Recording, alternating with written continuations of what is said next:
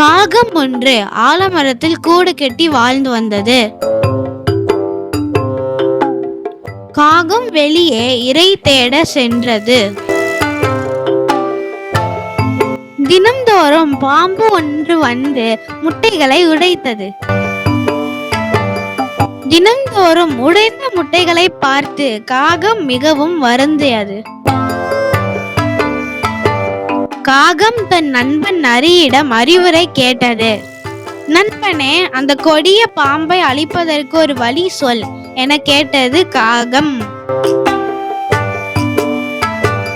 இளவரசியின் விலை உயர்ந்த பொருள் ஏதாவது ஒன்றை எடுத்து கொண்டு வந்து முட்டைகள் இருக்கும் கூட்டின் அருகே போட்டுவிடு என கூறியது நரி.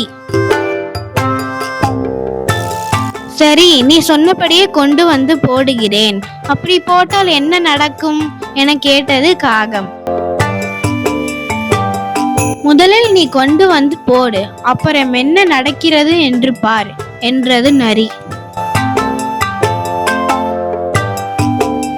இளவரசி தன் தோழிகளுடன் குளத்தில் நீராடி கொண்டிருக்க கரையில் முத்துமாலை இருப்பதை காக்கை பார்த்து கொண்டிருந்தது. காக்கை இளவரசியின் முத்துமாலையை கொத்தி கொண்டு பறந்தது. யார் அங்கே? காவலர்களே, அந்த காகம் என் முத்துமாலை எடுத்து செல்கிறது, அதை பிடியுங்கள் என கட்டளையிட்டார் இளவரசி. காவலர்கள் வேல்களுடன் காக்கையை துரத்தி கொண்டு ஓடினர். காக்கை தன் கூட்டின் அருகே முத்துமாலையை போட்டது. அதை பார்த்த வீரன் மரத்தில் ஏறி காகத்தின் கூட்டருகே முத்துமாலையை பார்த்தான். முத்துமாலையை எடுக்க முயற்சிக்கும் போது அங்கிருந்த பாம்பு சீறிக்கொண்டு வீரனை கடிக்க வந்தது. அதை பார்த்து கோபம் அடைந்த வீரன் பாம்பை வேலால் குத்தி கொன்றான்.